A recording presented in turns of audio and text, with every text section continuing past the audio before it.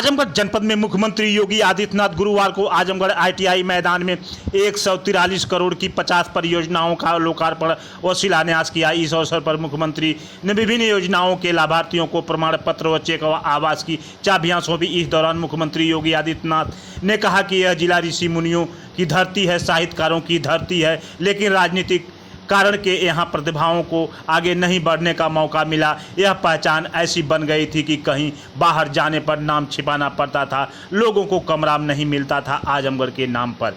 आपको बता दें कि हमने विकास के बल पर जिले की पहचान बदल दी है। मुख्यमंत्री ITI मैदान में गुरुवार को आयोजित सभा को संबोधित कर रहे थे।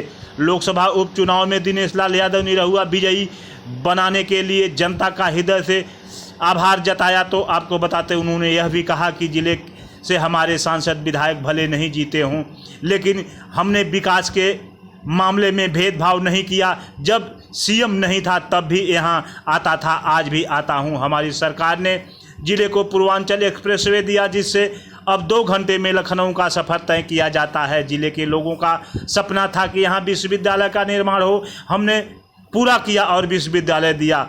महाराजा सुहेल देव विश्वविद्यालय इसका नाम रखा। अब इसी विश्वविद्यालय में प्रसिद्ध साहित्यकार राय गे राघव पर शोध पीठ की स्थापना की जाएगी। सरकार ने हस्तशिल्पों को कम ब्याज पर ऋण उपलब्ध कराया। 5 लाख नौजवानों को बिना भेदभाव के नौकरी दी। 1.65 करोड़ नौजवानों के लिए रोजगार की संभावनाएं बढ़ाई। ODOP प्रोजेक्ट के लिए काम किया। आपको बता दें कि उन्होंने यह भी कहा कि परियोजनाओं को आगे बढ़ाने से ही देश का व समाज में खुशहाली आएगी। यहाँ के जनप्रतिनिधियों ने भी कई प्रस्ताव दिए हैं जिस पर काम होगा। मुख्यमंत्री ने जिला प्रशासन से कहा कि ऐसा प्रस्ताव बनाइए जिसमें ब्लैक पार्टी से ज़्यादा लोगों को रोजगार का अवसर मिले। सांसद भी DM के साथ बैठकर रोजगार और विकास की रणनीति को जमीन पर उतारें। ITI मैदान में उन्होंने सभा को संबोधित करते हुए कहा कि हरिहरपुर घराने में हरिहरपुर गांव में उन्होंने संगीत महाविद्यालय की स्थापना की घोषणा की। साथ ही गांव के मंदिरों के सुंदरीकरण का भी आदेश दिया। उन्होंने कहा कि 2 लेन की सड़क भी बनवाने की बात कही है। उन्होंने यह भी कहा कि हरिहरपुर संगीत घराने को भी सरकारी योजनाओं का लाभ मिलेगा। इस तरह योगी आदित्यनाथ ने उसके बाद अधिकारियों के संग मीटिंग भी किया। धन्यवाद। सबको इस बात के लिए आश्वस्त करने के लिए आया हूं।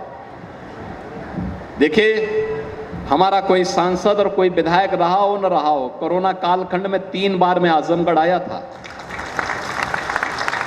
आज फिर आजमगढ़ में मैं आया हूं और मैं फिर आपसे कहने के लिए आया हूं। मैं जब मुख्यमंत्री नहीं था तब भी मैं आता था। एक सांसद गोरखपुर का था, लेकिन आजमगढ़ में भी मैं वैसे धड़ल्ले के साथ आता था। और आज फिर मैं आपके पास आया हूं आपसे कहने के लिए कि आज पूर्वांचल एक्सप्रेसवे यहां के विकास की एक बैकबोन बनने जा रही है। गोरखपुर लिंक एक्सप्रेसवे काफी लगभग 18 से 20 किलोमीटर का दायरा वो आजमगढ़ जनपद में तय करती है। पूर्वांचल एक्सप्रेसवे लगभग 83 किलोमीटर आजमगढ़ जनपद में तय करती है दूरी।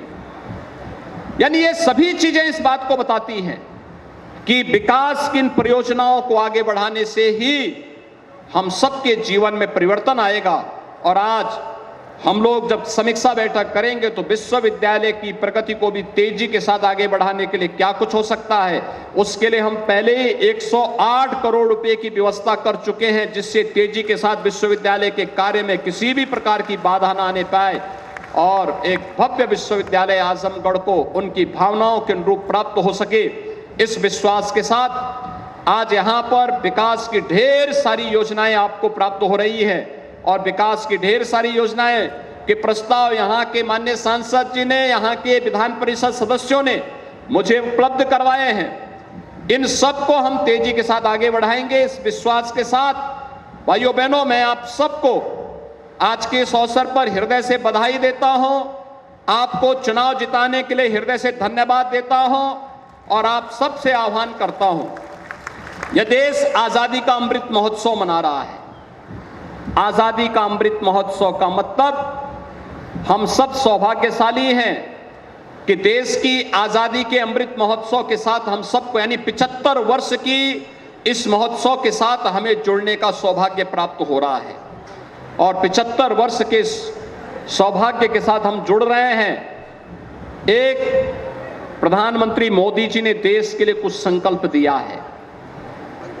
13 अगस्त से 15 अगस्त के बीच हर घर तिरंगा का कार्यक्रम होना चाहिए, हर घर में तिरंगा लहराना चाहिए। लहराएगा ना, दिल्ली पहुंच सकते हैं। क्या कोई कल्पना करता था कि ये होगा? आजमगढ़ की जो वर्षों से मांग थी कि आजमगढ़ में एक विश्वविद्यालय स्थापित होना चाहिए, कहने के लिए बहुत सारे लोग आजमगढ़ में आए, लेकिन विश्वविद्यालय भी डबल इंजन की सरकार ने आजमगढ़ को दिया। और भाइयों बहनों, आजमगढ़ में महाराज सुहेलदेव के नाम पर विश्वविद्यालय का निर्माण कार्य भी आज युद्ध स्तर पर चल रहा है। आजमगढ़ साहित्यकारों की धरती रही है। और जब हम देश के बौद्ध साहित्य के क्षेत्र में, हिंदी साहित्य के क्षेत्र में गहन अध्ययन की बात करते हैं, तो यहां के ही बहुत जो प्रसिद्ध साहित्यकार थे, राघे राघव की जो रचनाएं हैं, वह हम सबको एक नई दिशा देती है। और हम लोग उनके नाम पर विश्वविद्यालय में एक नई शोध पीठ को भी बढ़ावा देने का कार्य करने जा रहे हैं। इसलिए मैं आज इसकी सबसे पहले यहां घोषणा करने जा रहा हूं। उनके नाम पर ये बनेगा। यहां के नौजवानों को इस क्षेत्र में कार्य करने का एक अवसर प्राप्त होगा। बौद्ध साहित्य के बारे में, तिब्बती साहित्य के बारे में उनका जो अध्ययन है, उसको जानने का अवसर प्राप्त होगा। और आजमगढ़ अपनी एक नई छवि के साथ आगे बढ़ता हुआ दिखाई देगा। अभी आपने देखा होगा, मंच पर हम लोगों ने तमाम लाभार्थियों को सम्मानित किया।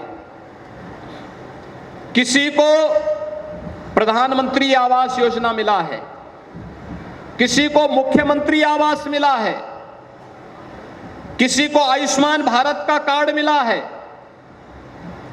किसी को राशन कार्ड में अंत्योदय का राशन कार्ड मिला है,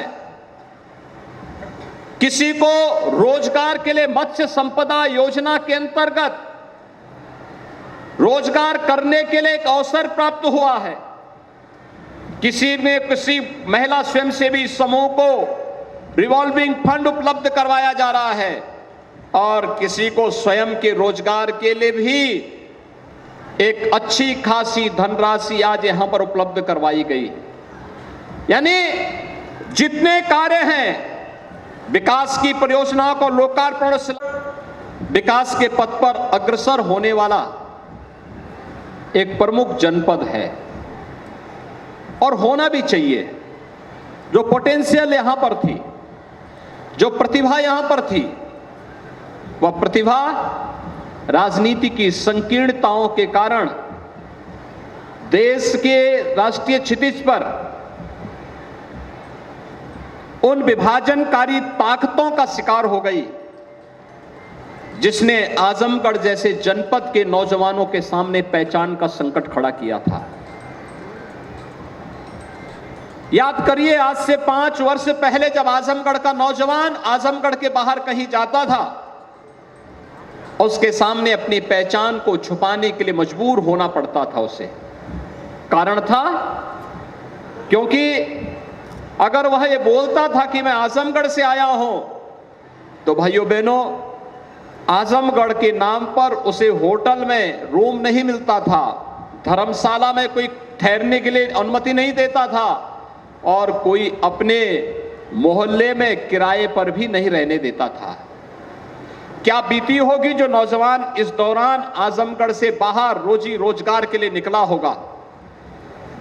लेकिन आपने इस धारणा को बदलने के लिए जो प्रधानमंत्री मोदी जी ने एक भारत श्रेष्ठ भारत के अभियान को आगे बढ़ाने का कार्यक्रम किया, और उत्तर प्रदेश के अंदर भारतीय जनता पार्टी की जब सरकार 2017 में बनी, तो सरकार बनने के बाद जो अनेक प्रकार के कार्यक्रम हम लोगों ने प्रदेश के लिए तय किए थे, आजमगढ़ के अंदर भले ही हमारा विधायक न बना हो, भले ही हमारे सांसद न जीते हों, हमने लोकसभा चुनाव में भी आजमगढ़ की भी और लालगंज की भी सीट हम लोग हारे थे, लेकिन हमने आजमगढ़ के विकास को अवरुद्ध नहीं होने दिया। पूर्वांचल एक्सप्रेस वे प्रधानमंत्री मोदी जी ने इसी आजमगढ़ में आकर के जुलाई 2018 में उसका शिलान्यास किया था और आज पूर्वांचल एक्सप्रेस वे ने आजमगढ़ के विकास को एक नई गति दे दी है। अब यहां से लखनऊ जाना हो, भाइयों बहनों, मात्र 2 घंटे में आप लखनऊ पहुंच सकते हैं। आपको दिल्ली जाना हो तो पूर्वांचल एक्सप्रेसवे से लखनऊ, आगरा एक्सप्रेसवे और यमुना एक्सप्रेसवे पकड़ करके